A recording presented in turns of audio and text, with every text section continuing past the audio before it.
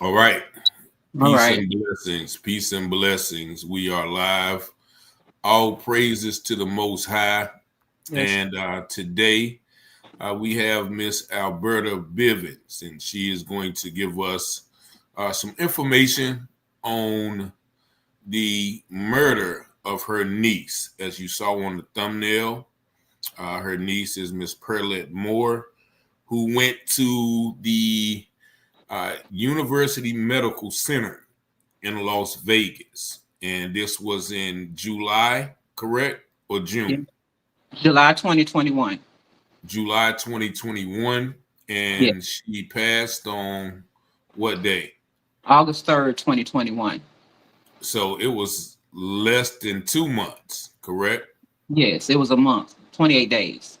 28 days, less than a month. So I got to change that title. Just let me share this. If you are joining us, please like and share the video. And we're going to get into some of the horrific things that this family has endured dealing with this situation. Real quick, I am going to play a conversation that her daughter, Miss Perlette's daughter, had with medical staff. And when did this conversation happen? Was this after she died or in This the was process? before. This was before they got rid of my cousin. She's my cousin actually, so it was before they took her out. Yes. All This is right, what just listen to this real quick. What my fears are right now. I'm not really worried about what she was facing. My question was she resuscitated? Multiple times, your lines are recorded, and I said this multiple times on the phone. Was she resuscitated? And she told me yes. She told me she was being shot. I'm not gonna argue about what. You feel asking me about chest compressions? We did not do the chest compression. That's what I'm asking. Okay, now I want somebody in here who can help me with my mother. I either want her resuscitated or I want her out of here now. And I'm not waiting no more. I'm not being nice about it. You know? First off, I got it set up for her to be transported yesterday to get out of this hospital. Yeah. You guys are stopping me. You are violating my rights constantly. This is like the fourth or third time that you guys are violating my rights. She's too honest. I don't. She did it. And now she was. She's that. Is it a problem now? Her heart is not going to drop. It's not going to drop because y'all letting her die. Now, why are you going to transport her? It doesn't matter. Get somebody out here who can help me. Now. You're not able to help me and you're not helping me. I'm not able to help me. I don't think anybody else can do. I don't care. We'll try. Let's try. This is not your mother. This is my mother. Yes, try. My mother. Not yours. Try. I'm pretty sure wherever your mother is, she's not right here. She's not going through what I'm going through. And she's not being antagonized by the staff. Every time. I'm not dealing with it no more. Call somebody who can help me. And we're all on Facebook what y'all doing. Because this is not how it's gonna go. This is not the way it's gonna go. It's gonna be a whole. It's gonna be. I don't want to have to call the state on that. Transport. Can you get somebody who? It doesn't. I'm not talking hypothetically with you. This is not up for debate. It's not up for debate. I'm not debating on whether or not it's okay for her to get transported or not. I'm not debating that. I came here because I wanted to get some stuff handled. You told me on the phone, we are not going to handle it on the phone, and you kept putting me on hold. I was on hold for over an hour. And you murdered over an hour. With other people trying. Can you get somebody up here that I can talk over here? Get somebody, administrator, anybody. I don't care if they're on the phone or whatever. Okay, thank you, because y'all not helping me at all. Y'all just. All right, so I'm gonna stop it right there. Now, so at that point, what was going on? I think that she had already died right there because the daughter asked them to resuscitate her. I have forgot about that video. I think the daughter was asking them to resuscitate her, but they had already forced to do not resuscitate on my cousin, would not let her daughter make any medical decisions. They didn't even ask the husband, who was also in that same hospital, and he was able to talk, but they stole his phone also. So this hospital did many atrocities toward my family. And so on that day, I believe that was the day that they had let her die. They didn't try to resuscitate my cousin at all, even though my cousin Pearlette Moore filled out a due resuscitate form. She was only 46 years old. Okay, y'all seen the pictures on the thumbnail. She looked perfectly healthy when going in, and only after 28 days, she ended up in the condition that you just saw on the thumbnail. Now, tell me what happened when she first went in. We can start there. When my cousin first went in, first of all, her husband drove her to UMC Hospital, Las Vegas, Nevada. But before they went there, they stopped at the post office. She made me and my husband, I should have brought it on here, some beautiful, big, tall mugs. So she was trying to open her own online business. So before even going to the hospital, she stopped at the post office. So how sick could my cousin have been? Once she went to UMC Hospital, she sat in the hallway for an entire 20 hours on a mattress on the floor. So how sick could she have been? And so I asked Pearl, I said, Pearl, why in the world you go to the hospital? You said you was going to go to one of those drive-through places. She said, I was, but this hospital, I called them, they say that they're a COVID hospital, okay? She didn't look this hospital up. Before I go into detail about what happened, UMC Hospital of Las Vegas, Nevada, they're listed as one of the worst hospitals in Nevada. They have a 1-star rating from the Centers of Medicare and Medicaid. They have horrible reviews on Yelp. And they had straight D's as grades for patient safety when they murdered my cousin, Pearlette Moore, and tried to kill her husband, Larry Moore. They had those D's from 2017 all the way to 2021. But anyway, on July 5th, my cousin's husband, Larry Moore, he drove her to UMC Hospital. And so, like I said, once she was there, she waited in the hallway an entire 20 hours on a mattress. She let me know that she had been given a chest x-ray. And she let me know that she had pneumonia. So she told me, Bert, I only got to spend one night. So she spends the one night. The next day, she let me know she has breathing issues. So she lets her doctor, Dr. Angelica E. Hansberg, who really works for UNLV Health, she lets her know she's having breathing issues. And she also told me that she was given heparin, because I said, Pearl, why are you giving heparin and you're not diabetic? She said, that's the way the doctor says you're supposed to treat her COVID. I said, I guess they know what they're doing there, doctors. So anyway, the next day, her husband, Larry Moore, drives himself to UMC Hospital. Because if it was that bad, why would he leave his wife? It wasn't bad. Like that, Pearl had a car. Pearl had washed her hair and slept under the air conditioning. Because COVID was out at the time, she was afraid that she might have it. So anyway, the following day, her husband joins her at the hospital. So she lets me know that the doctor tells her the reason she's having breathing issues because she gave her the antibiotics, azithromycin and cetrafax 1. But doctors and hospitals knew that by March of 2021 that you don't give COVID patients antibiotics. So why would she give her the antibiotics, azithromycin and cetrafax 1? Anyway, the husband comes and joins her, and now the doctor's telling her don't look forward to going home for some days. Not looking forward to going home for some days does not equate to death. So anyway, Pearlette and Larry Moore, they're put on a BiPAP machine. And we're talking with them every day, them and my family and husband and kids. We're talking with them every day. We're praying with them every day. And me and Pearl was even laughing. Say, girl, look, they're going to give me some pancakes with some grape jelly. And I started laughing and she started laughing. I said, who in the hell eat pancakes with some grape jelly? They need some syrup in there, right? And we started laughing. But every day we would pray. So her and her husband, they made it off the BiPAP machine. I'm like, okay, when you supposed to be leaving up out of there? She said, well, they said I only got to stay a couple of more days. They kept on stringing my cousin along. Also, Dr. Angelica Elizabeth Hansberg switched my cousin, Pearlette Moore, who had been on hydrochloride, high blood pressure medication, 25 milligrams. She's been on that for 4 or 5 years. This Dr. Angelica Elizabeth Hansberg, again, who really works for UNLV Health, abruptly switches my cousin to 100 milligrams of losartan, high blood pressure medication. First of all, the starting dose for losartan is 50 milligrams. Second of all, as Black people, we don't do well on losartan. Third of all, losartan gives us a high cardiovascular death rate. So why would you switch my cousin something that you know is going to harm her? She was also continuing to give my cousin 10 milligrams of amlodipine high blood pressure medication, which Pearl was also on, but that's 110 milligrams of high blood pressure medication. Also, my cousin Pearlette Moore was given heparin every day.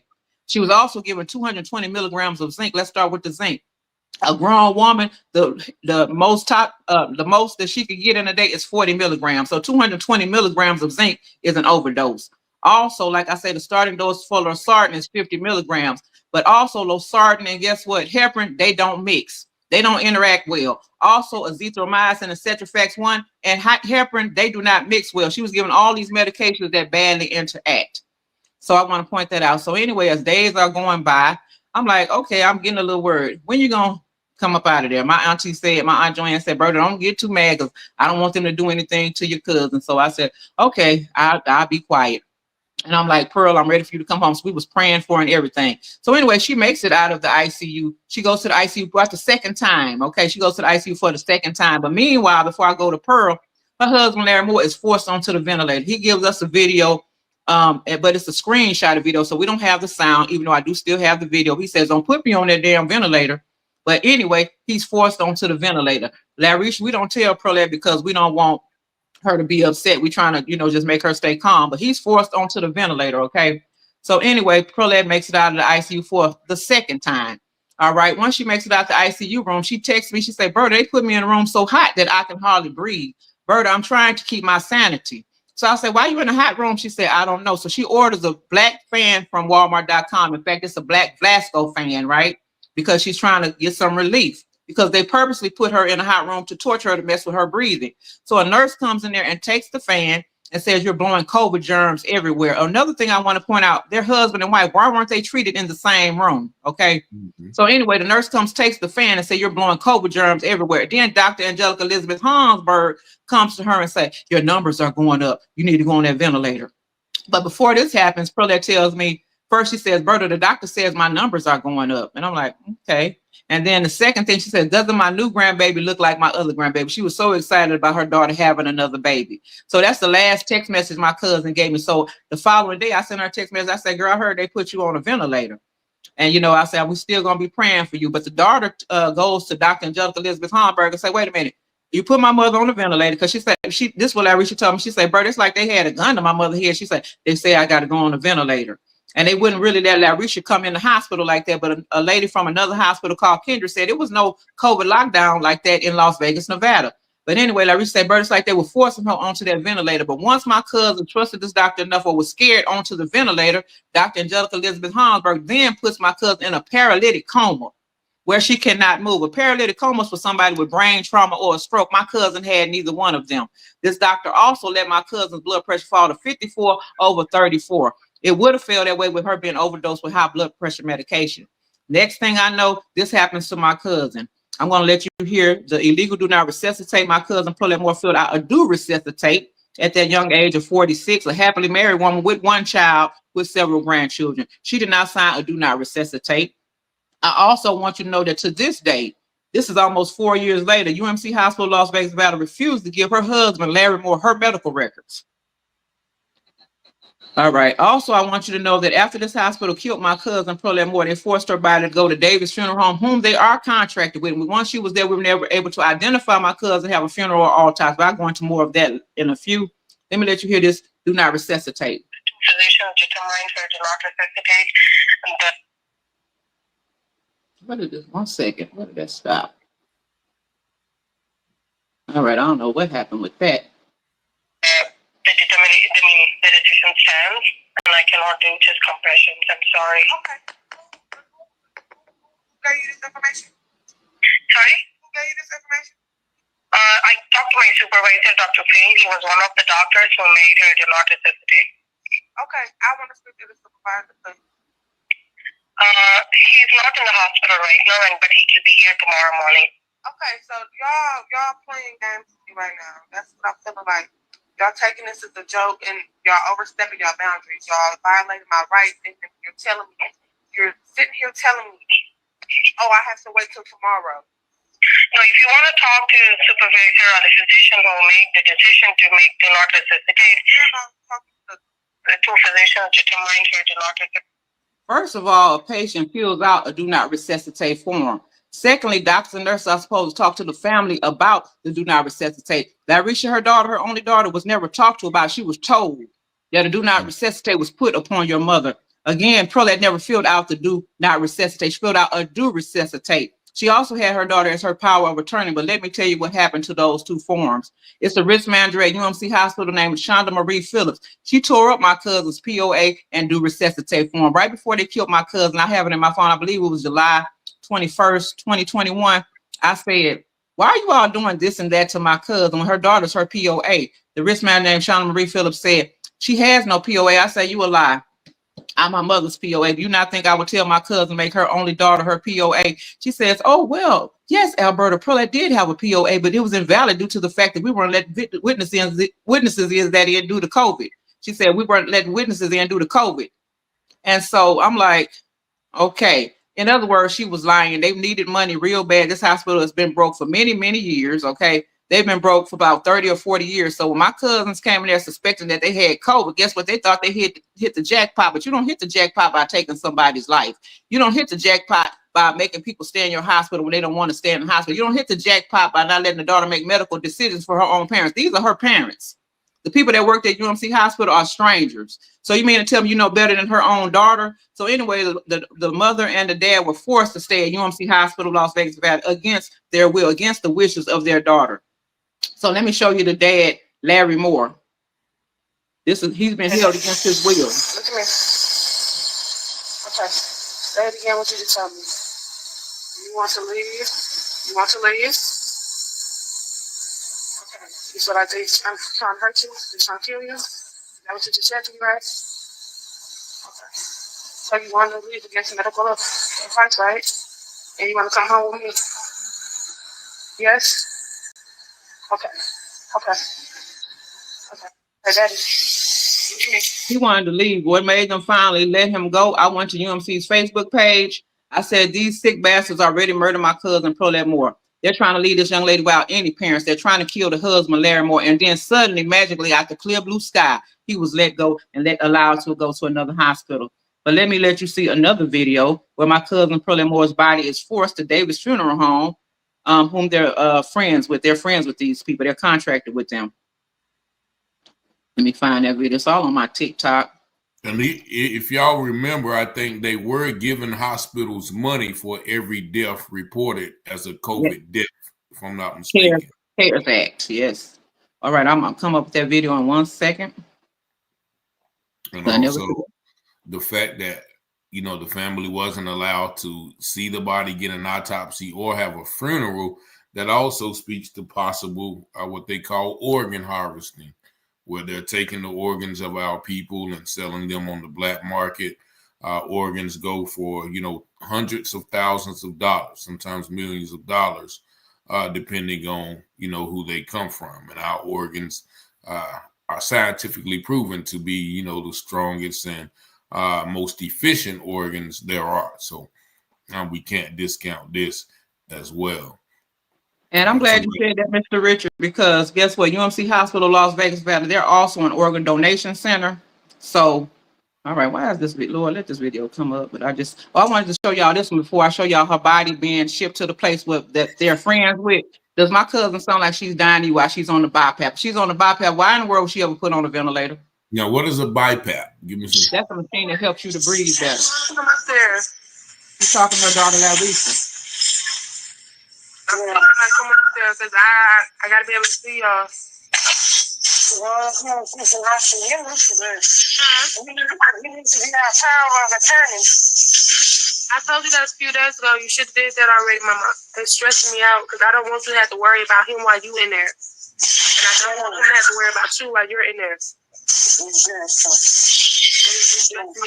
stressful not being able to talk to orders. Right. So how long was that after she arrived there? I think this may be 6-7 days into it. I think this is about 6-7 days into it that she was on the BiPAP, or it might have been the second time she was on the BiPAP. I think she was on the BiPAP twice in the ICU. So she was telling her daughter, I was telling her, Pearl, get some Manuka honey. That'll help you get better, because that's what I gave my mother, elderly. My mother's elderly. I'm 55 myself, and I was giving my mother Manuka honey. My mother has several ailments, okay, and my mother is alive. So my cousin who only had high blood pressure and a cough, my cousin is not alive. So these people took my cousin, like I say, the woman that orchestrated the murder of my cousin, her name is risk manager Shauna Marie Phillips. And I just want to show you, if it can come up, where they forced my cousin's body. Lord, let it come up, because I need these people to. And a lot of people, I thank y'all for commenting in the comments. I see all the comments. A lot of people are saying that it happened to people they know and their relatives as well. And so I'm sorry to hear that. And a light needs to come up on that. All right, where is it at? I'm telling you. I experienced with my daughter's mother a couple of years ago. She had a surgery. The doctors botched the surgery. They had to keep going in. She got sepsis. She was actually on a ventilator. They put a trach in, and the doctor tried to come in there and tell her son, well, there's nothing else that we could do for her. He was like, no, we're not trying to hear that. And we continue to, of course, pray and stay on them and get them to do stuff. And fortunately for us, she pulled out, but the doctors were willing to just sit in there and let her die. If she wouldn't have had anybody up there every day, you'd be like, nah, okay, what's this? Okay, what are y'all doing for this? What are y'all doing for this? Y'all said this last night. So, I've been a witness of that. When doctors, and they know they messed up. I actually talked to some lawyers.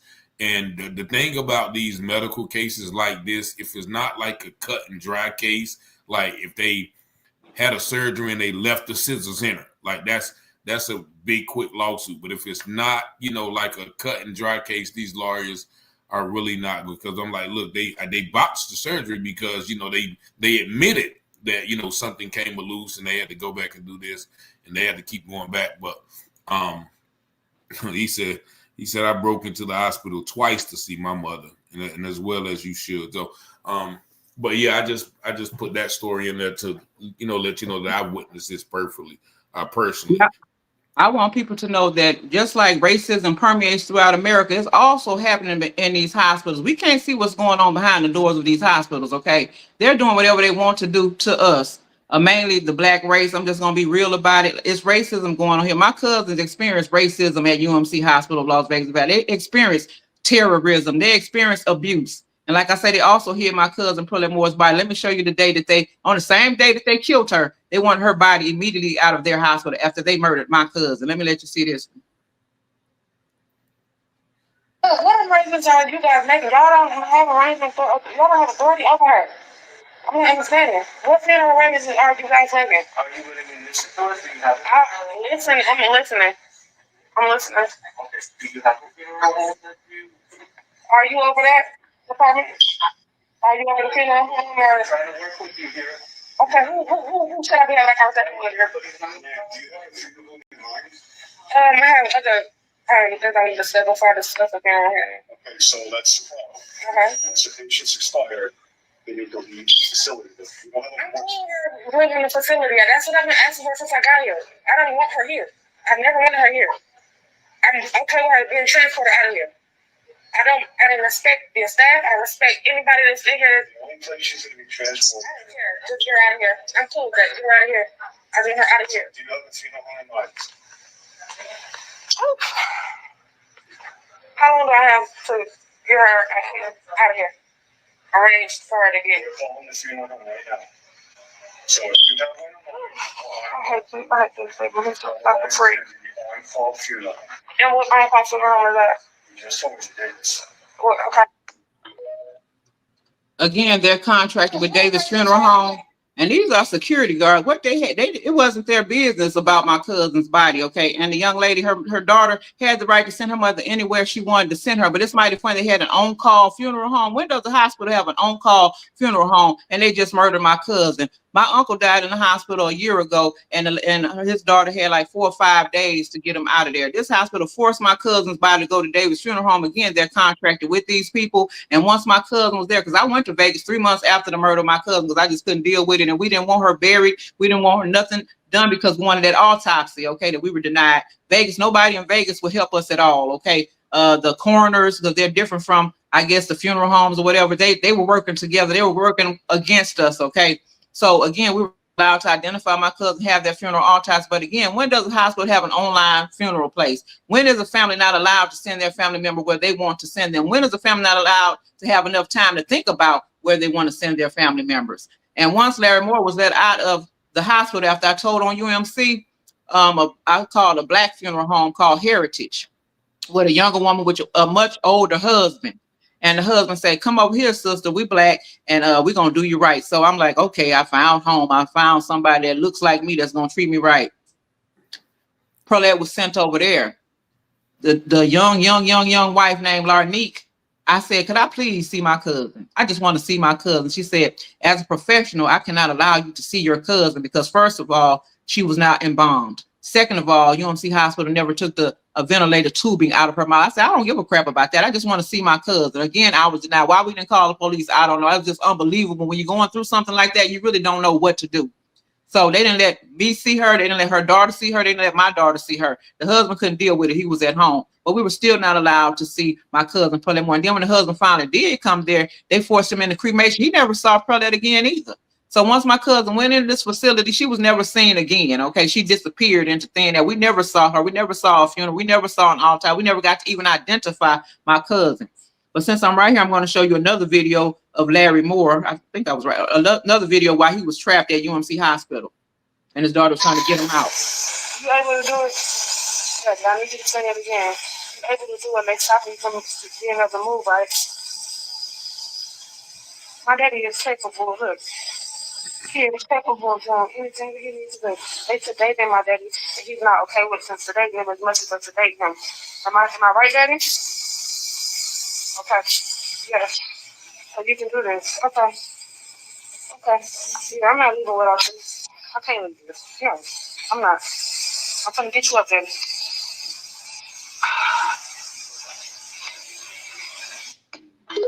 And that was she was in the hospital with him when she took that video. Yes, that was his daughter with him at the same hospital, UMC hospital. They had him held hostage. You could see his arms was tied to a string. His ankles were also tied to strings. He was held there against his will. I want to show you one of the doctors that put a do not resuscitate on my cousin, Pearlette Moore. All right. Yeah, turn the music down, or we can't play that music up there. Oh, okay. Okay, sorry, I had that as a TikTok video.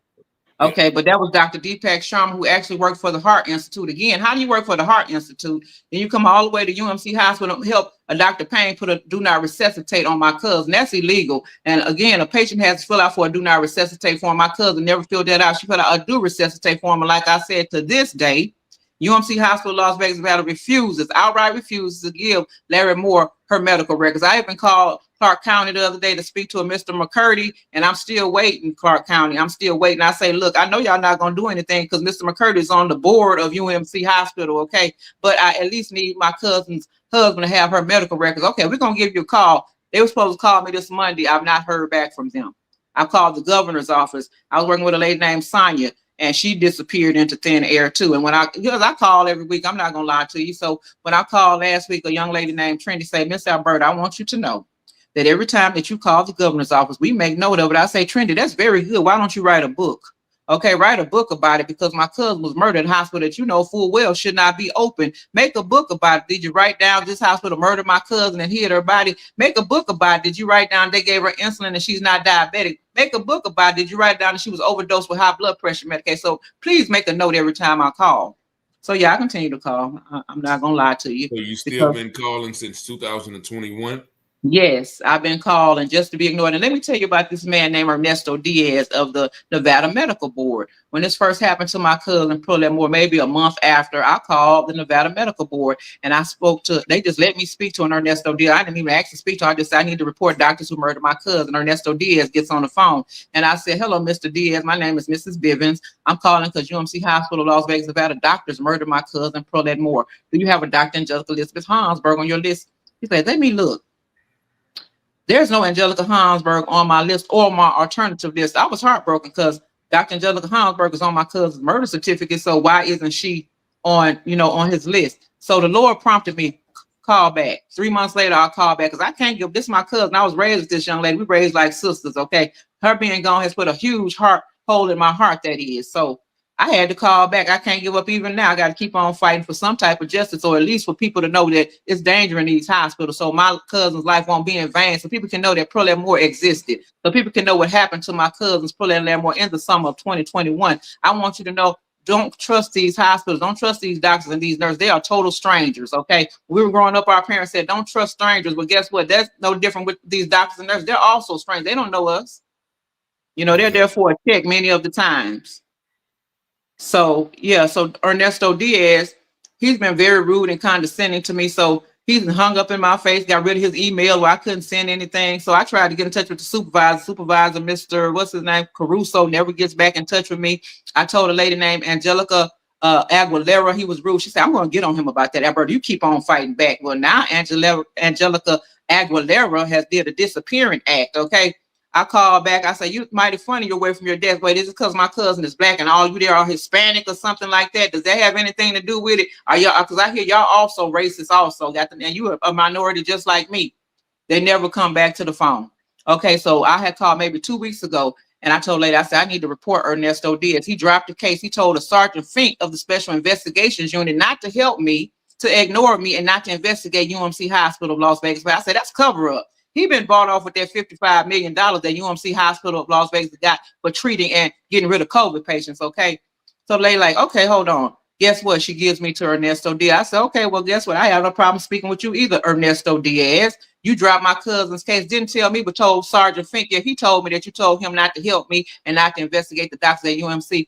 He said, well, let me give you this number. Oh no, that's a fax number. This is the number right here.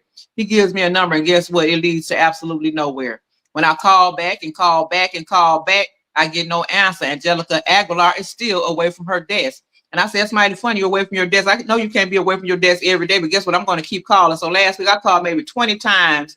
I think it was last Thursday. On the second ring, each time they hung up in my face. They hung up in my face. So I'm here to tell you that people in Las Vegas Valley, they're all working together. They're all in cahoots. I even called the senator's office. I say, y'all help this veteran who unnecessarily died at Sunrise. Y'all even went to the inspector general in Washington to help him. Why you can't help my cousin? Because she's not a veteran. Oh, well, we can't get involved in that because we're all government run. UMC Hospital is supposedly government run. It's ran by Clark County. Okay. And then when I tried to get lawyers after they murdered my cousin and tried to kill her husband, even when the husband tried to get lawyers, guess what? Nobody would take the case. So this nice lawyer, I said, man, why won't anybody take our case? She said, Alberta, another black family is saying the same thing. And I'm going to tell you why nobody's going to take your case and we can't even take it. I said, why not? She said, first of all, UMC Hospital knows how to cover their behind. Second of all, they have a $250,000 cap. And for that, nobody's going to take your case. So I say, you mean my cousin's life adds up to some money? And she says, yes. So it's really sad. I believe that the government told hospitals anything having to do with, you know what, don't have anything to cut people like me off, ignore people like me. But see, I'm like that Duracell bunny, this old woman right here, like that Duracell bunny. I just keep going and going and going. I keep getting on Facebook. I keep being on TikTok. I reach out to people like Mr. Richard right here and say, will you please hear my story? Because I want people to know that there is evil happening in these hospitals. I want people to know that my 46-year-old cousin was murdered. And the reason I have these balloons right here, yesterday was her 50th birthday. And my children, my adult children, thank you. My adult children, me and my husband, we've been together about 39 years. Their daddy and my children said, Mama, you can't celebrate the dead. I said, well, show me in the Bible where it say that. They couldn't show me. So guess what? I celebrate. I bought some red velvet cake, like Pearl love red velvet cake. I ate some of that red velvet cake. And yes, I went to the Dollar Tree and bought some happy birthday. And I sung happy birthday to my cousin. Yes, I did. Because we talked about us celebrating her 50th birthday. And the reason that she moved to Las Vegas, Nevada in 2018, because her sister-in-law, the doctor told her, you don't have breast cancer. That's just a rash. Okay. And her sister-in-law died of stage 4 breast cancer at the age of 46. The following day, her husband's mother died. I believe the doctors cut off too much of her leg. So he wanted a new start. He wanted to go back to the city that he was raised in, Las Vegas, Nevada. So that's why they got up and left. But Pearl worked here in Milwaukee, Wisconsin, where we lived at. She was a 911 operator for 16 years. She also used to have a daycare called Little Blessings. Okay. She was a foster parent. She did a lot. My cousin always gave a lot. She always loved people. She always loved children. Her and her husband only had one child. So she, wanted more children. So she had a lot of foster children. Didn't care what color they were. And her and her husband did foster parenting for about 10 years. So they took a hell of a life. My cousin is an awesome lady. I'm going to keep on speaking up for her. I truly miss my cousin. It hurts me every day. People will say, well, Alberta, it's been almost 4 years. You got to let go. Of course, I have to let go. I have to go on with my life, but you're only supposed to grieve for 3 months. I'm here to say, who has a time limit on grieving? Who has a time limit on when you're supposed to let go? I cannot let go of my cousin. I love my cousin. I heard every day from my cousin being gone. I am heartbroken. The only person that can fix that is God himself. Yeah. So I'm just here to speak out for my cousin because, like I said, it was bittersweet. Yesterday, on the 9th was my Aunt Emma's birthday. That's a woman who raised me. That's my mother's sister. She was gone. I found her deceased in the house, but that's away from this story. And that was in 2005. Then I'm losing my cousin. We always looked at that. Her birthday is on the 9th. Perlette's birthday is on the 10th. And now I lost both of my auntie / mama. And I also lost my cousin / sister. It's a very hurtful situation. Very hurtful. And I say, I can't be quiet about it. And I say, if anybody will hear my story, like Mr. Richard here was kind enough to hear my story, I got to tell my story. I'm here to tell you that some people may have died from COVID, but my cousin did not die of COVID. My cousin was forced into death, and then COVID was blamed, okay, so they can get some dividends. Because like I said, UMC Hospital Las Vegas Valley has been broken for years. They have been broke, that is, for years. They haven't had any money. But then in 2020, they also begged employees to retire early. But yet, after killing my cousin in 2022 and 2023, they have $55 million to renovate a hospital that they already renovated in 2012, might I add, okay? But I'm trying to find the video on my TikTok where the nurse says, your mother's not doing good. Her blood pressure is 54/34. And I want to let you know something. I believe I was on the phone with Larry at the time, or did Larry tell me? I can't recall. It's almost 4 years ago. I'm getting older myself. But I remember, I think I was on the phone with her. The lady said, wait, let me pause. That's not the one. The nurse said, oh, your mother's dying because she can't urinate. It's too weak for dialysis. That's the reason they told her mother was dying. Okay, of course, they don't have it on the murder certificate, but they told Larisha, the reason your mother's dying because she cannot urinate and is too weak for dialysis. Okay, that lets you know they did a lot of cover up. They did a lot of lying. Okay, but I'm here to put a truth on those lies. I'm here to expose those lies. I can't let it go. This hospital just outright murdered my cousin. My cousin was planning on opening up an online business. See, you never know what a day may bring. So people, what I want you to take from this is that my cousin was murdered. I want you to take from this that there is racism in these hospitals and murders going on behind the closed doors of these hospitals, that organ theft is happening in these hospitals. I want you to know, be weary of these hospitals. The Lord in his word clearly states that the healing is in the land. The Lord's word says, by Jesus' stripes, I am healed. The Lord's word says, no weapon formed against me shall prosper. We got to stand on God's word. Us that said we're Christian, we got to stand on his word. And my cousin, Pearlette Moore, she knew about God's word, but they made COVID so scary, right? My cousin was just so scared, bro. I think I got the COVID. I'm starting to think, what kind of COVID test did she take? Because she had to wait 2 hours after they said she had pneumonia. I remember when I went and took my COVID test, they darn near dug my brain out with a Q-tip. I had to push the lady back like, look, lady, you hurt my head here. She said, that's the way we got it. I'm talking about she dug way up here, okay? So my cousin will tell me if something painful. What kind of COVID test did they give her? Because I got my results back in, I think, 6 or 7 days, okay? So what kind of COVID test did they give my cousin? All right, so since she suspected that she had COVID, they said, oh, we're going to ride the wave with this one. So yes, they took my cousin, like, you know, when the Bible says that for the love of money is the root of all evil, it's a true thing. I never thought in my life that I would see something like this, but I'm here to tell you that hospital murder is real. Racism in hospitals is real. Cover up in hospitals is real. Hiding a body is real. Taking organs is real. You know, they say it's a black market on organs. Look no further than your neighborhood hospital. So did you talk to any lawyers? Yes, I called several lawyers and they would not take the case. And so, like I said, the last lawyer said, Alberta, I said, ma'am, so many people have hung up in my face. You talking about UMC, lose my number, clicking in my face. Oh, I can't take it. Do you have this proof, that proof, or the other? I say, look, I have a medicine list. I can let you know she was overdosed. Oh, that's not enough. I said, okay, I have an illegal do not resuscitate. Oh, that's not enough. What else do you need? Again, a patient has to fill out a do not resuscitate. So I think somebody will invite me on hypocritical, but yeah, you have to have a do not resuscitate. But I'm here to tell you that murder happened and no lawyer would take the case. So I got fed up with Las Vegas. So I called a lawyer in Louisiana and this lawyer said, Alberta, let me tell you something. You ready for this? I said, I'm ready, lady. I'm in my 50s. I just turned, I think I was 51 at the time. I said, what is it? She said, Alberta, the United States government gave hospitals the green light to murder COVID patients. If your cousin has COVID anywhere on her death certificate, nobody, and I do mean nobody, is going to take your case. Okay? There needs to be an investigation to these hospital murders blamed on COVID. And again, ask yourself, why do us black people, why we make up the majority of so-called COVID dead? Okay, they say it's because of quality care in the hospital. No, it's not because of the quality of care in the hospital. It's because we were killed in the hospital and then COVID was blamed and then they got reimbursed with money called the CARES Act, the welfare check. They love to talk about people on welfare, but all these subsidies, guess what that's called? That's called welfare. Okay. And UMC Hospital got a big welfare check for not just killing my cousin, but other people and trying to kill the husband, Larry Moore, and for treating people with COVID. But my question is this is a trauma center.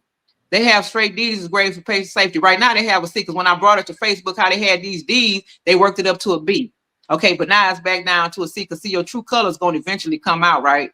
But my thing is this, why were they allowed to even get COVID patients? They're listed as one of the worst hospitals in Nevada. If they have a 1-star rating from the Centers of Medicare and Medicaid, if they have horrible reviews on Yelp, why in the hell were they allowed to get COVID patients? They're a trauma center and they're not supposed to treat people for more than 5 days or something like that. Because it's even a lawyers group that I forgot the name of them that say, if you've been treated at UMC, they're not for long-term care. So why was my cousin Pearlette Moore there for 28 days if they're not for long-term care? Why was Larry Moore there for 22.5 months, that is, if it's not for long-term care? So I'm here to tell you that I just want the world to know about UMC Hospital of Las Vegas, Nevada at 1800 West Charleston Boulevard, that evil is going on there. And they have a hitman there named Shonda Marie Phillips. This woman is very evil and condescending. When I do call UMC, guess what? I can speak to nobody other than Shonda Marie Phillips. When she gets on the phone, I say, hello, killer. How you doing? Can I speak to somebody other than you? You cannot dictate who you speak to. I say, I know it's somebody got to be over you, but guess what? Every single time I call UMC, I end up right back with the killer, Shonda Marie Phillips. She's the risk man who orchestrated the whole thing. Every time Larry tried to see about her parents, she would call Vegas police. I'm sure you remember that, Vegas police. And they would come make Larisha leave the campus. Okay, they would make her leave from where she couldn't help her own parents. I'm telling you, evil happened during COVID, but this was in 2021, so it was waning down, right? And so it wasn't a COVID lockdown like that in Las Vegas, Nevada. Why nobody will help us in Las Vegas, I have no idea. The governor's office said, well, go to our website. I'm not getting ready to go to your website. I already sent you emails like I sent to Mr. Richard. You saw what I got to go to your email for. I went to the ethics committee. The lady said, go to our Gmail. And she was nice. Her name is Kira. I ain't went to their website either. I got video. That's all you got to look. I shouldn't have to go to your website when I already have video to send you. Also, healthcare quality and compliance. They licensed UMC. When I told them what UMC Hospital did, instead of helping me, they would post whatever I said on Facebook onto their page. Then when I confront them about it, I said, instead of you posting what I say, why don't you take away UMC's license? Then they got rid of the part. I should have took a picture of it. But everybody's playing games. Everybody's working together. I called the nurses, whoever's over the nurses. I forgot the thing that's for the nurses. And I worked with a Ray Martinez. And I said, look, they're not going to admit that they said, well, I'm on the phone with Larisha. Unplug her. You're making her suffer. She's dying anyway. That's one thing I never forget. And I wish we had the phone on record. I'm 55 years old. To the day I die, I would never forget. While I'm on the phone with Perlette's daughter, Larisha, nurses hollering to her, unplug her. You're making her suffer. She's dying anyway. I can never forget that. It's been almost 4 years. You know, who did she say that to? She was on the phone with me, and the nurses were yelling at her. We're yelling at Perlette's daughter. Unplug her, talking about Perlet, talking about Larisha's mother. Unplug her. You're making her suffer. She's dying anyway. Now, August 3rd, 2021, that'll be almost 4 years. That'll be 4 years that my cousin has been murdered. I still can't get sleep like that. The most sleep that I get every night for these almost 4 years, about 4 to 5 hours a night. I have never been able to sleep again. And in my sleep, I can still hear, unplug her. You're making her suffer. She's dying anyway, like it happened yesterday. They caused a trauma, not just to myself, but also to Perlette's daughter, Larisha, also to her husband. From them making this man get on a ventilator unnecessarily, giving him an unnecessary tracheostomy, he now lives off of one lung. Larisha, the daughter, she now suffers from seizures every single solitary day. They cause a trauma. Me, I can't sleep a lot at night, insomnia, okay? They cause a trauma to my family. My children even tell me, Mama, I have trouble sleeping at night ever since this happened to Pearl and Clientele. Well, that's his nickname, Larry, ever since this happened to Pearl and Larry. So, it's caused a trauma to my family. So she was, Larisha was there living in Las Vegas the whole time? Yeah, they moved there in 2018. She went where her mama goes, she's gonna go. Okay, so they moved there in 2018. Tell us what's going on with this call that you sent me. I think this is her daughter as well. Okay. Y'all don't have authority over her. I'm not understanding. What funeral arrangements are you guys making? Are you willing to disclose? Listen, I'm listening. Okay, so do you have a funeral home that you... Are you over that department? Are you over the funeral home or... I'm trying to work with you here. Okay, who should I be having that conversation with? Ma'am, do you have a funeral home in mind?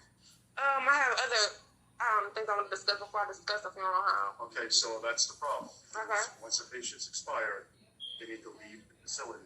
We don't have a... I'm cool with her living in the facility. That's what I've been asking for since I got here. I don't want her here. I never wanted her here. I'm okay with her. Oh, okay. That sounds like what you played earlier, right? Yeah, that's when they was forcing everybody to go to David's funeral home. You see how they like, do you have a place for your mother? If you just killed my cousin, how in the same day as the daughter gonna have a funeral home already picked out? So they already had Davis in line for my cousin. They already worked it out. Yeah, we're gonna get rid of this woman. We're gonna make sure we send her to whom we're contracted with. We're gonna make sure they never see her again. So not only you murder my cousin, you add salt to the injury by making sure that we never identify her, never have a funeral, never have an autopsy. And then we switch venues when Larry Moore is finally let out after I got the blabbing on Facebook and they magically let him out to go to another hospital. He stayed about maybe 2 weeks. Once I said that, all of a sudden, when we send Perlet to, when he gets out, first of all, we send her to another funeral home called Heritage. It's a Black funeral home. And then all of a sudden they switch on us too. UMC got hold of them too. Okay, like don't tell them nothing, don't let them see their body. We still were not allowed to see my cousin Pearlette Moore once we switched to a Black funeral home. Like I said, I felt more comfortable. I'm not gonna lie, I love everybody, but I felt more comfortable when a Black funeral home, was telling me, come on over here, sister. But guess what? They were bought and sold as well. Just because somebody is your same complexion, your same race, believe me, they can be bought and sold also. And they will turn you. That's exactly what happened at Heritage Funeral Home with the lady named Larnique. I don't know her last name. I know that she's way younger than her husband. And I'm thinking I'm talking to this preacher. I'm pouring out my heart. He's just looking at me like this with no soul, with no heart, with no empathy. So somebody said, have you reached out to the medical board of the USA? You know what? I never thought about that. I never reached out to the medical board, and thank you for that. I'll try to do that today, because I even reached out to the DOJ, right? I sent them Gmails about what happened. I sent them video about what happened. The only thing that the DOJ did for me, they gave me a record number. In fact, they gave me 2 record numbers, and that's all they did. Now, if I call the DOJ, the Department of Justice, now when I call them, see, they recognize my number and they click off. All right. They don't help me. In fact, it was about 8 days ago, I called the FBI of Vegas. I've been called them for almost 4 years ago, and the one in Washington, D.C., the headquarters. But I called the one back in Vegas, right? This lady was like, oh, my God. They never give you their name. Oh, well, let me write down the medicines that she gave your cousin, overdose your cousin. Well, let me write these medicines down. And then when I said, and that had nothing to do with COVID treatment, what I mentioned. Okay, where did I go? Okay, yeah, you good. Okay, once I mentioned COVID, it was all over. Okay, thank you for calling. Get a lawyer. Have a good day. Click. So that lets you know with COVID came a depopulation, in my opinion. That's my opinion. And so something is not right about it. And then when you try to get a lawyer, nobody's listening to you. But I am going to call what he said, the medical board of Washington. I'll call them. USA. Yeah. So, and this is the University Medical Center in Las Vegas. Someone asked what hospital was. So that is the focus, the University Medical Center of Las Vegas. I think I have a couple of more videos. It's a Caucasian lady saying something, but I think I have the video because I got so many TikTok videos, right? And one is telling about your mother's blood pressure at 54/34. But I'm gonna see if I can find this Caucasian lady so she can also let you know about UMC Hospital of Las Vegas. This place should have been closed. They have a hospital there. I think it's called Spring Valley. They closed down. They had the dignity, they had dignity enough to close down. Well, UMC Hospital needs to close down. They claim to be a hospital that's not for profit, right? They do that for tax purposes. They're open for profit because many reviews on your, please, people out there, look up UMC Hospital, Las Vegas, on Charleston. Please look them up on Yelp. This is the same hospital that took out Tupac Shakur, okay? Please look this hospital up. They put this man in a medically induced coma simply because he kept getting up, walking around, all right? I read up on it. Please look up UMC Hospital, Las Vegas, that claims to be not-for-profit. Again, that's only for tax purposes because there's many reviews on Yelp saying they overcharge them for this, that, or the other. This place needs to be closed. It needs to be investigated. And all I'm asking for the DOJ and FBI is to investigate them because let me tell you something else about the DOJ. In 2002, UMC Hospital of Las Vegas, did an upcode in diagnosis to pneumonia just to get more money. And guess what? An investigation happened and they had to pay the federal government back $1.6 million. So you mean to tell me because they upcoded a diagnosis, you want that money, but I'm telling you they murdered my cousin and you can't do an investigation also? Please make that make sense. So this place is not new to the game. They true to the game, okay? They've been doing this mess. But let me let you hear this lady right here. And then I'm going to try to find the one where they saying about my cousin's blood pressure. We got a winner. You are 100% right. Okay, nothing you say in this statement is wrong by any means. We have the worst healthcare system for not even a state, for a city that makes so much fucking money off of tourism. You think that we would put a couple dollars into our healthcare system, right? But we don't. For a matter of fact, we treat our healthcare system like a piece of shit that it is. Not only do they treat their doctors and their staff like they are dispensable, they have proven over the past couple years that we as patients also are dispensable. Okay, your life does not matter when it comes to a Las Vegas hospital. And I'm sorry, if you're watching this and you work in a Las Vegas hospital, come on. Be real with yourself for 2 fucking seconds. You know what's really going on behind closed doors. You and I both know. Okay, so let's not sit here and pretend to be perfect. We're not. We could do a lot better. UMC trauma killed my grandmother, right? This is something you guys haven't heard me say, but they did. They did. See, my grandmother was reported as a stroke. A stroke. Now, any of you know stroke protocol needs to be followed within 3 hours, right? Technically, when you get down to the very fucking minutes, they had her on time. But did they follow protocol? No, they didn't. Matter of fact, they treated her like a fall victim. Then they didn't get the proper scanning done in the amount of time that they needed to, resulting in a massive brain bleed on my grandmother's left side of her brain to the point that we couldn't fix it, and I brought her home so she could die. Yeah, that's our healthcare system for you. Isn't that fucking great? I mean, like, you could hand them your most prized possession, And they'll just spit on it and then throw it on the ground and be like, oh, well, it was that way when we found it. No, it wasn't. It really wasn't. But that's okay. It's okay. And then you can't sue them. Yeah. See, right now, Las Vegas has such great lawyers on their end that when you try to sue them because they actually did something wrong, you can't. Yeah, it's like pulling teeth without pliers. Good fucking luck.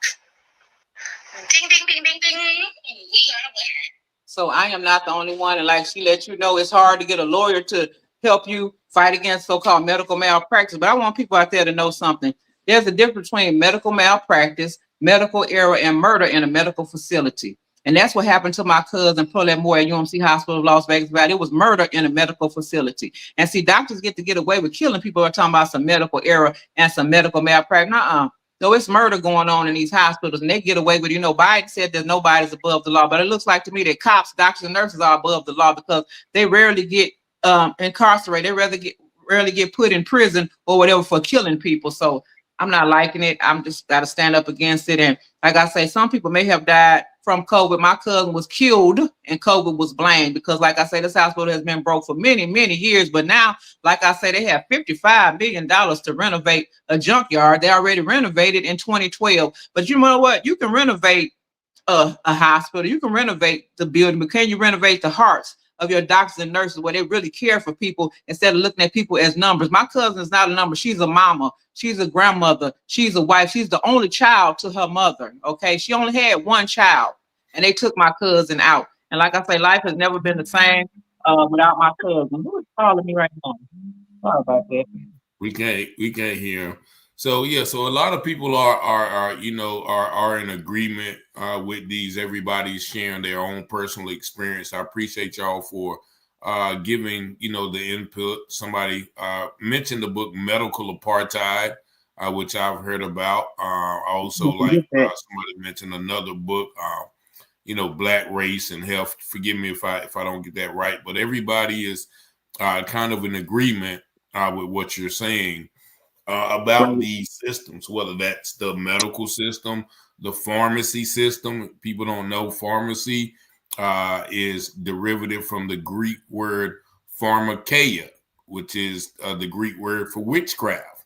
And a lot of these medicines they put us on, they have, spiritual implications and also mental implications, a lot of these medicines make you drowsy, make you high, cause problems within your other parts of your body. So that's all the system. And, we have to get back, I guess, to the holistic healing, as far as, those guys like Dr. Sebi and what's my brother named Yaki out there, giving natural remedies about, herbs and natural healing, salves and balms and liquids and honeys and teas and roots and things like that, where is more conducive to our bodies, because we know that our bodies have a different makeup because of our DNA, because of our melanin, in which, the medicines they prescribe for certain people are not necessarily the medicines that we should be taking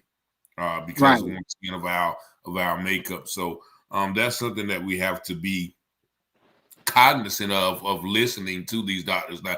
And I commend you, Ms. Bivens, because you are so knowledgeable. You sound like a medical professional when you started talking about those medicines, whatnot. We don't supposed to take this. All of those things are very important when you're in those hospitals, because we had to do the same thing with my father, researching things that they were trying to do. It was like, nah, that's, we're not going to try that, because also you have to look at what they're basically telling you, that we are practicing. We are practicing medicine. We are basically practicing. We're going to use this to see how it works on you. And if it doesn't, oh, well, we tried. We tried. We couldn't really control the results. And the skull and bones with the medical emblem. So we definitely once again have to be aware of when we go in those places.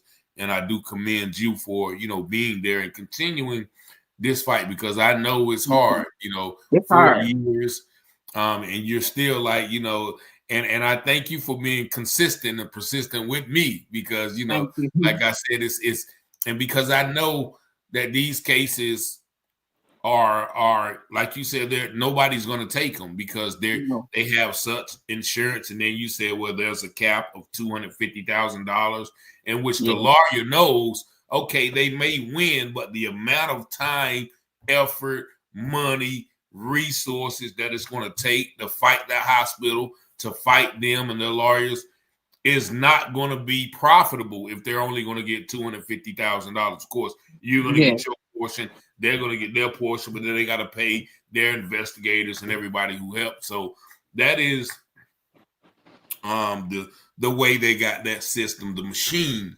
set up, so whereas people give up. So I commend you for not giving up. Thank you. Yeah, I refuse to give up because I love my cousin. Like I said, I grew up with my cousin. And I remember when she was first at the hospital, she said, Berta, this nurse was looking at me real crazy, Berta. And I reported her. So my thing is this. When my cousin reported that nurse, they said, okay, she want to report somebody. We got something for her. So you take it so far as to take my cousin's life. You so thirsty for money that you're going to take my cousin's life. See what they thought. They thought they got away with another free kill, right? But they didn't know she had a big mouth cousin named Alberta Bivens, okay? So I'm going to keep on putting the spotlight on UMC Hospital, Las Vegas, Nevada. Because guess what? If I never get justice, first of all, I know that my cousin is in heaven, first of all, because we are Christians. Not perfect, but we are Christians. Second of all, I just want to be able to save somebody's life. If I can make UMC Hospital, Las Vegas, Nevada lose some money, if I can make people turn away from them and not go to them and boycott this place, I've already won. Because I'm able to save somebody else's life. I don't want anybody else to feel the trauma and heartache that I feel, okay? I'm hurting without my cousin, Pearlette Moore, but see, it's God who holds me up. It's God who gives me the ability to be on your show and be on Facebook and be on TikTok. It's God, because without him, I would have failed a long time ago. I'm here to tell you, when they first killed my cousin, the day that they first killed her, I had a knock at my window. 3 knocks. I say, that's Pearl. My husband said, that was Pearl. She was telling you that she gone, and she all right. It was 3 knocks. Another thing, when I first heard that my cousin was killed at this hospital, I'm 5'11". I'm a big woman. I'm 5'11". I was a bigger woman at 240 pounds, but thank God I'm at 198. I lost some weight. I joined the gym, right? Because I don't want to be under the care of any. Keep going. Keep going. Oh yeah, I gotta go to the gym. So I don't want to be under the care of any doctor. So I'm taking care of myself. But anyway, I have a short desk that I'm at now. When I heard about what happened to my cousin, I got up under the desk. Do you hear me? I was just like I had lost it a little bit, okay? Because I know that my cousin was murdered, and I lost it. I never in my life imagined that I would live my life without my cousin, Pearlette Moore. We dreamed of growing old together. We talked about what we're going to do as we older, right? So I'm under the table. My husband, who I've been with since age 17, okay, now I'm 55, he's 56. And so my husband, he reached under that table. He said, baby, take my hand. It's going to be all right. Take my hand. You got God. You got me. You got our kids. Come on. Come from under there. So I want to give a shout out to my husband. His name is Ricky Bivens, who held me up and just prayed with me. My kids, our grown adult kids, prayed with me. They held me up. So I want to give a shout out to my husband. I want to give a shout out to my children. I truly thank them. Without them and God first, I would have lost it. But yeah, I want to save some lives. I just want people to know that it's evil happening in these hospitals, people out there. People that look like us, we got to be super careful, because they have killed some of the Caucasian people that I talked to on Facebook. They got rid of them. Of course, they had to mix them into their COVID number so it don't look so obvious, okay? But their main target was us, because, again, why is we the main number that so-called died of COVID? But in the hospitals, I want to ask you a question. Why is us that remain home, that treat us so, like I take care of my mama, right? My mom was up in age then, right? So she got a lot of things going on with her, but by Jesus Christ, she's healed. I don't look at none of the diagnoses that they give my mom. I don't go by what they'll say, do this, that, and other. I'm like, no, we're going to go natural. That's what we're going to do. I don't listen to nothing they say. So anyway, my mother has many ailments. My cousin Pearlette Moore had a cough, and she had high blood pressure. She gone. Now, my mother, who has many ailments, I gave her manuka honey, chicken noodle soup, orange juice. I would hit her back out like this. Okay, we would pray. All right. And my mother is here. I'm here. Me and my husband had it. Okay. All 4 of my adult children had it. And we still here. Okay. So tell me, why is it us that remain home, we still alive, and we don't have a PhD, but we got G-O-D. His name is God. Right. Somebody said God is a healer. I hear you. Hello. Yeah. And people that went to hospitals that trusted these strangers, these total strangers that we call doctors and nurses. Personally, I call them serial killers. But these people we call doctors and nurses, that everybody dead. Please make it make sense. And why does the United States have the highest amount of so-called COVID dead? And why is there no poll as us who remain home? We're still here, and the ones who went to hospitals, they're gone. They don't do no poll on that. You know, they got a poll on everything, on Pepsi and Coke or whatever. But they didn't do a poll on who remained home with COVID and survived, and who went to the hospital and suddenly dead from so-called COVID. Yeah, we know what they did from, but it wasn't the COVID. Okay. So I just want to know why it was no poll, and we were the targets. We always the target. We always have the highest amount of this, that, or you better believe somebody got their hand in that. All right. It's called what you said. It's called witchcraft. It's called white magic. It's called black magic. It's called voodoo. It's called murder in the hospital behind these unseen walls and doors. That's what it's called. My cousin was murdered. Okay. And I need justice for what happened to my cousins. Pearlette Moore. Like I say often on Facebook, you did to my cousin something you don't want somebody to come down there and do to you. And I have to pray about that quite often, because I've told white, black, and purple people what happened to my cousin. They say, you know what you got to do. If that was my cousin, I would have did this, that, and other. I'm not going to lie. Like, I want to put hands, so I want to have a hands-on conversation with them, right? You know, yeah, I really do. At this ripe old age of 55, I want to have a hands-on conversation. Yeah, I want to do to you what you did to my cousin. But see, then again, there's God. There's again, I have a husband. I have these grown children. I have my grandchildren. Okay. So my Aunt Evelyn, I have a twin auntie that looks just like me, who's 4'11". I'm 5'11". She's no longer with us either. She say, Berta, think. Because see, the devil will attempt you to do this, that, and the other, but you'll be the only one in that jail cell. Thank you, Evelyn. That's my auntie Evelyn, whom I lost unnecessarily in a nursing home. Okay. That's a whole story for another situation. And she had no right, no reason, no rhyme or reason to be in a nursing home. But like I said, that's a whole nother story on another day. When you married, you know how family can't do this and that. If somebody's married, we all know how it goes. But I just want the world to know that evil did happen to my cousins, Pearlette and Larry Moore, at UMC Hospital of Las Vegas, Nevada. And I said, I want to save somebody's life. If I don't ever get justice, which it looked like I might not get, but see, every dog has their day. Because like I said, Dr. Deepak Sharma, who put that illegal do not resuscitate on my cousin, he didn't think on June 6, 2024, that he was going to get that knock on his door. Okay, he thought, I'm just going to get away with killing this black woman. But you never thought your turn was coming, Dr. Deepak Sharma. So be careful of the evil that you do. Like my Aunt Evelyn told me, nobody's getting away with nothing, Berta. Okay, you don't have to do a thing. Just watch. Okay, just wait. I guarantee you, niece, they're going to get back what they put out. Okay, so I don't have to put my hand, I don't have to have any hands-on conversation, because I'm up in age now. I am 55 years old, but I'm here to tell you that God is not through with this situation yet. I'm here to tell you that God saw exactly what happened to my cousins, Pearlette and Larry Moore, in the summer of 2021 at UMC Hospital of Las Vegas, Nevada. And he's not through with this situation yet. And I want to tell you something about my cousin, Pearlette Moore. Me and my husband have an older son. He's 35 years old, Ricky Jr. Okay. So about 2 years ago, my son went to the hospital. He had to have some kind of thing going on at the hospital where he had to be under anesthesia. You better believe me, and his daddy was right outside. Okay. He was in there with his wife. I was like, he better be glad he married, because I'll be right in there with him. Okay. So his wife say, I got this. You know how you step back some when they get grown and they married, but I only step back so far. So anyway, me and his daddy, we sitting outside, right? I'm smoking my Newports, which I stop for the most part. If I get upset, I'll smoke one every now and then. I never try to pretend to be perfect. And I was drinking my Pepsi when I was drinking Pepsis. So my son Ricky called. He said, Mama. I said, boy, what you want? I'm out here smoking my cigarette and drinking my Pepsi with your daddy. I'm trying to relieve some stress. He's like, Mama, put down the cigarette, Mama. Listen to what I got to tell you before this anesthesia wears off of me. I said, go ahead, what you saying, Rick? He said, Mama, Pearl told me to tell you, Mama, that she was murdered at UMC Hospital of Las Vegas, Nevada. She told me to tell you, Mama, she see what you're doing on Facebook and TikTok. She wants me to tell you, she said, thank you. She said she love you. And I'm talking about tears start flowing down my eyes. Then he said, Mama, Pearl said, tell you this, start back taking your high blood pressure medication. She saw you stop 4 months ago. I really cried. Nobody knew that I was giving up. Nobody knew that I stopped taking my amlodipine 10 milligrams. Nobody knew that. I knew that was from the Father. I knew the Father let my son see Perlet, him give my son that message, her give my son that message. So I'm here to let people know, us who have lost people, especially us have lost people unnecessarily. Our people see us, okay? Our people are fine. God has our people. God is not a man that he should lie. He got our people just like he said. Just like he has my cousin, Pearlette Moore. And I thank him for having her. I thank God that my cousin is in heaven. And that, anyway, that day I started back on my amlodipine, okay?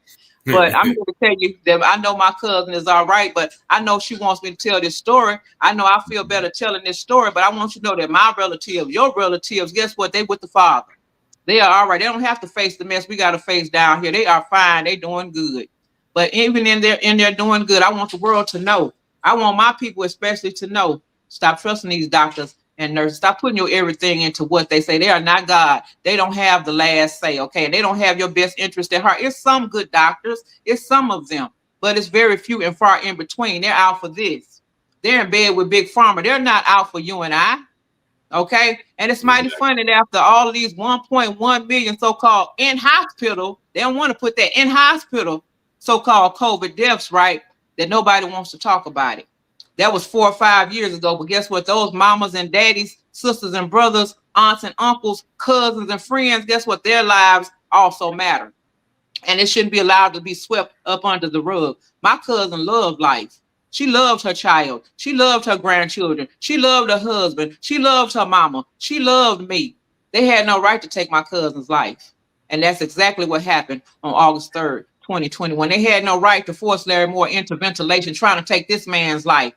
My cousin, her daughter, already lost one parent. I had to step on in here. I say, look, I went on Facebook. I got to tapping and typing and tapping and typing and tell them what they were doing. Like I say, next thing I know, Larry Moore was out. So she is blessed with one parent left. Thank God for that.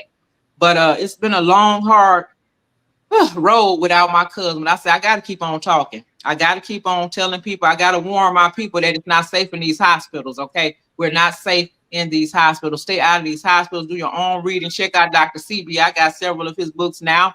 I've been taking care of my mother, changing her diet right now as we speak. Like I say, I don't care what they say. They can say something wrong with your mama heart. Okay, CoQ10, cayenne pepper. There you go. Something wrong with your mama kidneys. Okay, blueberries. I'm working on that. All right. We found a lump in your mama breast. Okay, we got stuff to remove that too. Okay. Again, I go by God's word, not of man. So I know the doctor wanted to cut on my mama. I say, I'll get back to you. Okay, I ain't got back to it yet. All right. So I'm here to tell you, self-heal yourself. My mother's 72 years old, and I refuse to give up on my mother. Okay. Amen. I'm still fighting. And my mother's also my inspiration. She's also the wind beneath my wings, just like my husband and children. She'll tell me, even though my mother's going through health issues right now, she'll say, I know God got me. I know you're going to help me. Well, I'm giving her smoothies or whatnot. She takes it with stride. She said, I'm going to get better in the mighty name of Jesus. She said, Alberta, you know what I want you not to do? I say, what's that, woman? She said, don't give up on Perlet, Larry. You keep on fighting for them. Even if it seems like you're alone, you're not alone, Berta. You got God with you. Even if it seems like you're alone, you got your husband and your children. Even if you seem alone, I'm with you, Berta. So guess what? Again, my mother, my husband, and my children, they are the wind beneath my wings. Pearlette and Larry, they are the wind beneath my wings. Their daughter, Larry, is the wind beneath my wings. They give this older woman right here, this 55-year-old woman right here, they give me energy. They give me the stamina to keep on going. No matter how hard it gets, no matter how tired I get. I was tired this morning. My mother keeps me up. She, Berta, give me some water. Berta, give me some tissue. Berta, fix my pillow. I'm telling you. I love you so much. And to all the people that are watching and will watch, I really thank y'all for tuning in. But as always, we as, family here, always come together. So if you guys have any advice or any information or any direction for Miss Bivens to undertake, or if you have a similar experience that you can share with her, never hesitate to reach out. My number is always up there, 919-587-7782. And I'll be sure to put you in contact with her, so you guys can, do what it is that we need to support each other, help each other, encourage each other, motivate each other, inspire each other, and assist each other in fighting against these things. Go ahead, Alberta. Yeah, I want you to know that I just thank everybody who is watching. I thank Mr. Richard Taylor for listening to me, because I reached out to a couple of other people on YouTube, never getting a call back. So I thank him for his courage. I thank him for listening to my story. I also want to give sort of a shout out to the Black Panthers. They were in for me. I'm telling you, they was calling Shonda Phillips, and they was like, what you talking like that for? Oh, something wrong with my throat. She lost her voice when she was talking to them. But I'm here to tell you, they kind of left me because it was a roadblock. Nope. The news wouldn't take the story. A lady named Rebecca at Channel 3, like, why would they do that, Alberta? I said, how in the hell would I know? Why do police shoot unarmed black men? You tell me.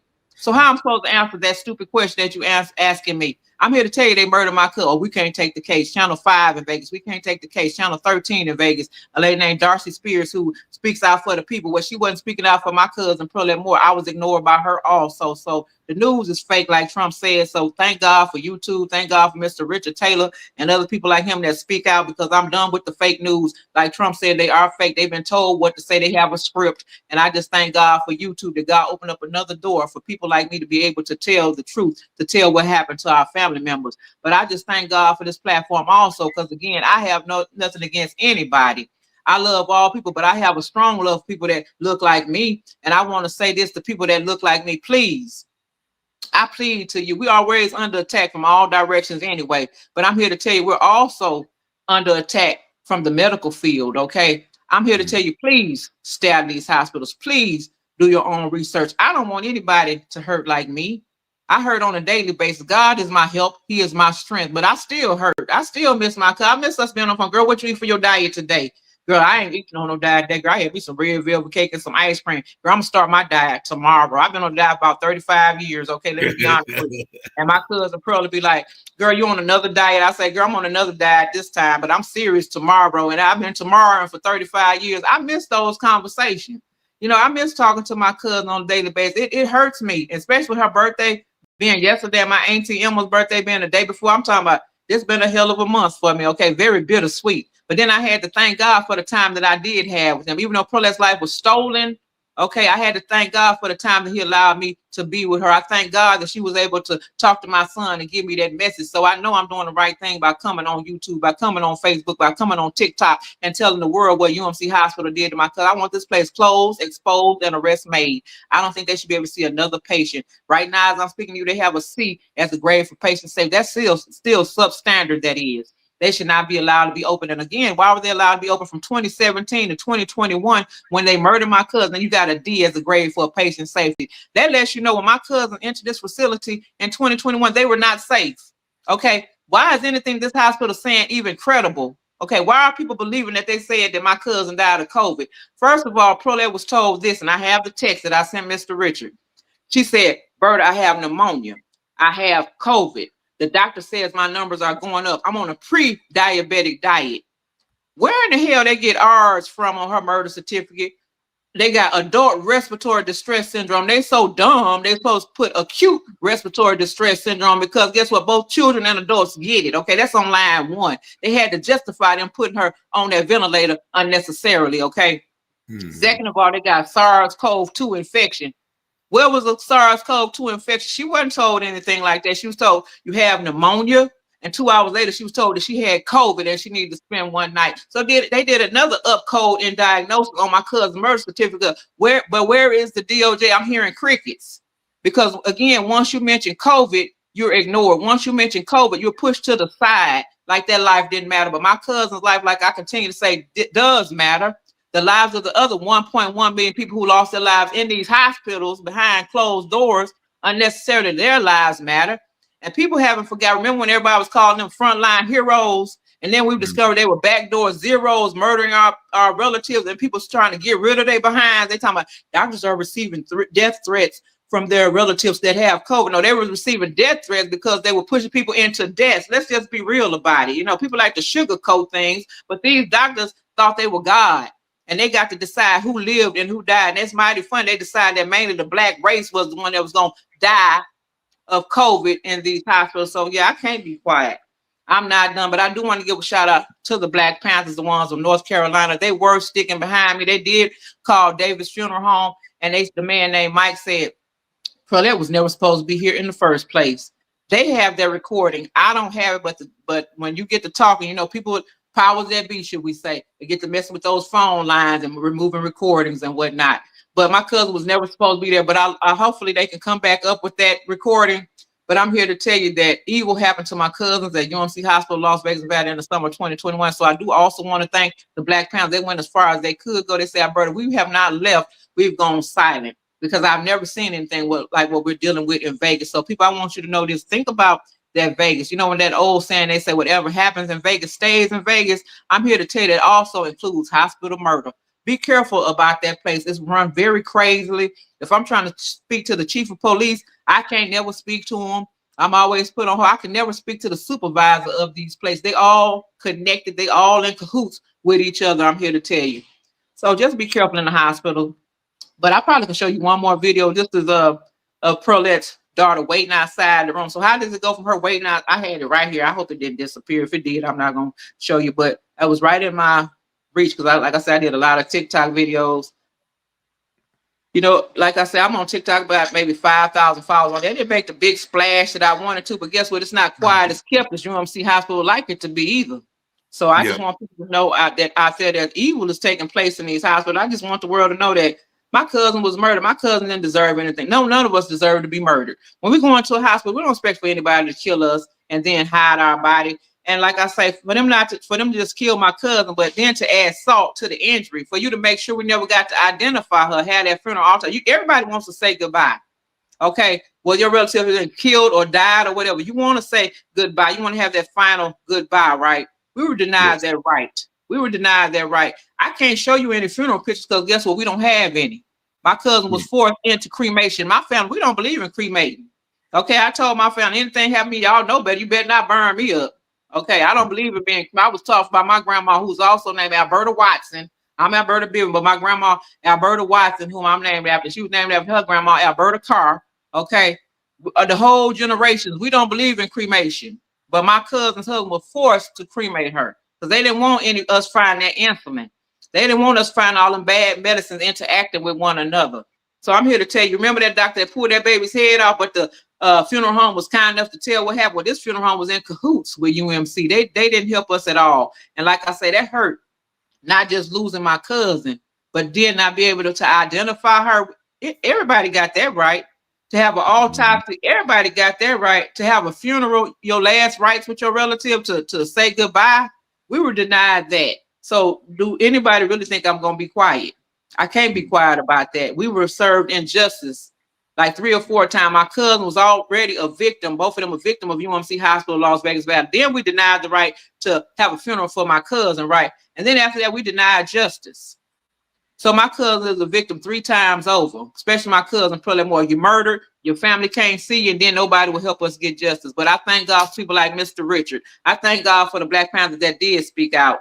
So, you know, I'm just thankful that I'm able to have some type of voice to let people know what happened to my cousin. I don't want the same thing to happen to you. I just want everybody to live. You know, God sent his son that we may have life and may have it more abundantly. He didn't send his son for any of us to be murdered in the hospital. Pearlette's mama didn't raise her for a hospital to murder her, okay? Pearlette didn't work hard to get a real estate license, work for 911, and have a successful married life. She's been with her husband, Larry Moore, just as long as I've been with my husband, a little bit less time. She didn't build a relationship with her husband, her child's father, to be murdered in a hospital. I don't want my cousin's death to be in vain. I want people to know that Pearlette Rosemary Watson Moore did exist. That Pearlette Rosemary Watson Moore was an awesome woman. That Pearlette Rosemary Watson Moore counts. That her life does matter. Amen. Okay, I think that, thank you. I cannot find a video, but if Mr. Richard wants me back on, I could show more video. You know, showing that stuff is very emotional. And also her husband and her daughter are willing to talk. Like I said, this didn't just hurt Pearlette. Larry Moore is now, like I say, I'm 54. No, I'm 55. I forgot. He's 54. So he's living off of one lung unnecessarily with that hole from that tracheostomy. It's closed up now. But unnecessary tracheostomy. The daughter, Larry, every day she has seizures. Every day she has to be on medication to control those seizures from the trauma caused by UMC Hospital murdering her mother. But my last thought for today is I just want to thank everybody who was on here. I want to thank everybody who's praying for my family. Please pray for us. The best thing you can do for me and my family, you can send, you know, help if you want to, like, who can I call? But the best thing that you can do for me and my family is pray for us that we do get justice, and pray for us that God continues to hold us up. Just pray for us, and we'll pray for you as well. We just need prayer, because guess what? The Bible clearly states that prayer changes things. We need prayer because, like I say, losing somebody you know was murdered and then it's covered up, that's a very hard thing. And I just want people to know out there, be careful in these hospitals. Don't trust them. Heal you. Heal you. So that's my message, that Pearlette Moore life does matter. Her husband, Larry Moore's life does matter. And another message I want you to know, that racism is in these hospitals. They're killing us. It's not just the cops. You know, they got us busy looking at the cops, but they're distracting us from the other killers called doctors and nurses. And rich manager named Shauna Marie Phillips at UMC Hospital, Las Vegas, Valley, 1800 West Charleston Boulevard. But Yeah, they trying to distract us from those killers, but I'm here to tell you that they are real. I'm gonna give you one last example. My mom was in the hospital maybe about 8 days. The doctor said, your mother very sick. Your mother very sick. I said, okay. And so I let her stand there. She said, Berta, no, get me out of here, Berta. When you leave, they take me downstairs or something. I say, woman, you're going to be all right. Then I start thinking about my cousin Pearl. I'm like, I can't trust it. So by day 10, I go there. He said, your mother very sick. I say, look, first of all, where the English-speaking doctors at? Where all of them go? Okay, that's first of all. Second of all, how is my mother very sick? What's going on with my mama? They brought the security up there. I said, what the hell you supposed to do? I said, I'm 55, but guess what? I'm from the hoods too, okay? I'm not scared of any security. Let me tell you that right here and right now. And so they was like, well, Mr. Alberta, calm down. I said, no, y'all better calm down because I'm finna get my mama. And then the doctor said, well, calm down. I'll talk to her. Alberta, just let us stay one more night. And it was like 12 security. I'm only one woman, right?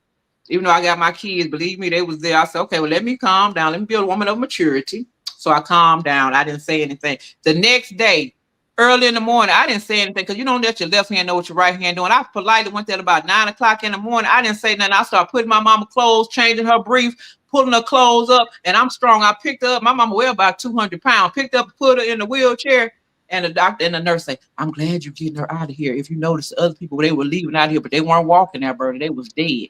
Your mother was coming up. A Mexican nurse told me this, right? A Hispanic. And then the doctor coming there. I said, what was wrong with my mother? Oh, her sugar levels are up too much. I said, you couldn't have told me that. Could you give me a monitor for that? He said, no. I said, well, I could buy it myself. And I put my mama in that chair. And guess what? I said, y'all have a blessed day. He said, well, you leave it with against medical advice. I said, okay, I don't need your advice. Goodbye. And I politely wheeled my mama out that place. Be watchful of your relatives. Okay. And like that nurse was kind enough to tell me your mother was next. Okay, so day 10, guess what? I got my mama the heck up. I didn't say nothing. I didn't fight with nobody. I didn't cuss nobody because I was on the verge of cussing them out because I'm not the perfect critter. I'm about to tell them a thing or four, okay? So I had to get my mother and put her in that wheelchair. I didn't ask.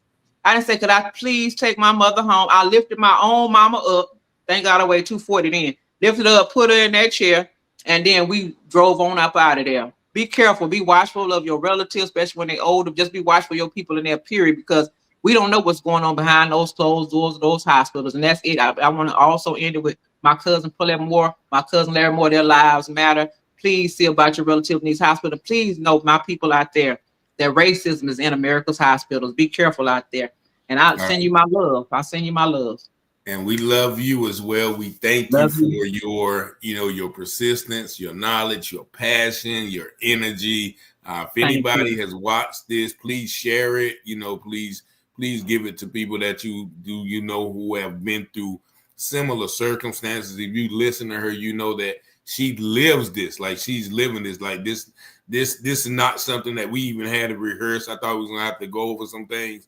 Everything that she spit is from just pure investigation, love for her cousin, love for her family, love for her people, and experience in this situation. So what I do want to do is get Larisha and Larry on, with you, because I know they have their own probably different perspectives. I know they're probably going to, have some more conversations, some more input than you did. So, you let me know when they're available and we'll do this again. But I do want to thank each and every one of you who has commented, who has shared experiences, who have given advice, who have, just been here to listen and support Miss Alberta and give her words of encouragement. If you will, Miss Alberta, I was not able to go through and read all the comments, but if you want to go back through it and watch it later, please do, because a lot of people, have sent you love and shared some inspiration to you. But I thank you guys for watching. Thank y'all. Thank you as well. Thank God for allowing us to be here today, and I hope you guys have a blessed day. And remember, keep your health and keep your faith in God. And as always, all praises and peace and blessings. Have a blessed day. God bless everybody. I love everybody. Thank you, Mr. Richard. You're welcome. You're welcome. Have a good day. Okay, Brandy, how do I get out of here, baby? That was where I got to go back and read the comments. I want. Scripture says all things that are hidden shall be revealed, and those things done in secret shall be exposed on the mountaintop. Let's go, Rich. You watching Telehouse Publishing, breaking news coverage. Give you the truth before fake news throw mud in it. Before the jury decide and the judge discover it, you should tune in too. Telehouse Publishing, Telehouse Publishing, breaking news coverage. The propaganda grammar, don't believe none of it. Before the jury decide and the judge discover it, you should tune in too. Telehouse Publishing, Telehouse Publishing, breaking news coverage. Give you the truth before fake news throw mud in it. Before the jury decide and the judge discover it, you should tune in too. Telehouse Publishing. Negroes have listened to the trickery and the lies and the false promises of the white man now for too long.